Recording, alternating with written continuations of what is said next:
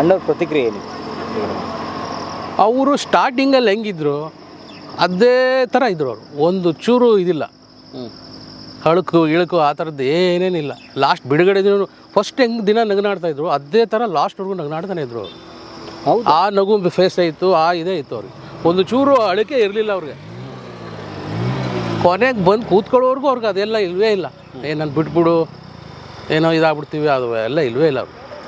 ಅವರು ಎಲ್ಲ ಮೀರಿ ಗೆದ್ದುಬಿಟ್ಟಿದ್ರು. ಅವೆಲ್ಲ ಸಾಧರು ಅಂತಾರಲ್ಲ, ಹಂಗೆ ಸಂತರು ಸಾಧನೆ ಮಾಡಿಬಿಟ್ಟಿದ್ರು.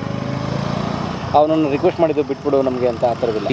ನೆವರ್, ಯಾವತ್ತೂ ಮಾಡಲ್ಲ ಅವ್ರು, ಯಾವತ್ತೂ ಮಾಡೂ ಇಲ್ಲ.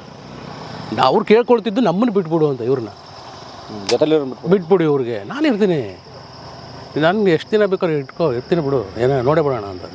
ಆ ಥರ ಒಂದು ಚಾಲೆಂಜು ಅವ್ರಿಗೆ ಇದಿತ್ತು. ಮಾತ್ರ ಭಾಳ ಕೋಪ ಇತ್ತು, ಕೋಪ ಇತ್ತು ಸಿಕ್ಕಾಪಟ್ಟೆ. ಅಣ್ಣ ಅಯ್ಯೋ ತಪ್ಪಲ್ವಾ ಅದು? ಒಬ್ಬನ ಹೋಗಿ ಕಾಡಲ್ಲಿ ಕೂರಿಸ್ಕೊಳ್ಳೋದು ಅಂದರೆ ತುಂಬ ಇದಾಗುತ್ತೆ. ಭಾಳ ಮನಸ್ಸು ತುಂಬ ನೋವಿತ್ತು, ಬೇಜಾರಿತ್ತು. ಒಟ್ಟು ಎದುರ್ಕೋತಿದ್ದ ಅವನು ಇರೋ ಥರ ಮಾತಾಡೋಕ್ಕೆ ಅಣ್ಣವ್ರಿಗೆ. ಹೌದಾ? ಹಾಂ, ನಿಮ್ಗೆ ಅದಕ್ಕೆ ಸ್ಟಾರ್ಟಿಂಗಿಂದ ಹೇಳ್ಕೊಬರ್ತೀವಲ್ಲ ಸ್ಟೋರಿ. ಚೂರು ಹಂಗೋಗಿ ಬರ್ಬೋದಾ? ಅವು ಕೆಳಗಡೆ ಹೋಗೋಣ ಬನ್ನಿ ಸರ್, ಬೆಸ್ಟ್. ಬನ್ನಿ. ಹೆಂಗೆ ಹೋಗೋದು? ಅಲ್ಲೋಗ್ಬೇಕು. ಎಷ್ಟು ವೆಹಿಕಲ್ ಓಡಾಡ್ತವೆ, ಎಷ್ಟು ದೊಡ್ಡ ರೋಡ್ ಇದು. ಇದೀವಿ ಕೇರ್ ಮಾಡಿದವನು ಬಂದವನು ಅಂದರೆ ಅವ್ನಿಗೇನು ಕೊಬ್ಬು, ಅವನಿಗೇನು. ಮತ್ತು ಅವ್ನು ಇದೆಷ್ಟು ಇರಬೇಕು ಡೀಟೇಲ್ಸು. ಇಲ್ಲಿ ಪಾಸ್ ಆಗಿಬಿಟ್ರೆ ಮುಗಿತು, ಮತ್ತೆ ಬರಲ್ಲ ಅವರು, ಹುಡ್ಕೋಕ್ಕಾಗಲ್ಲ.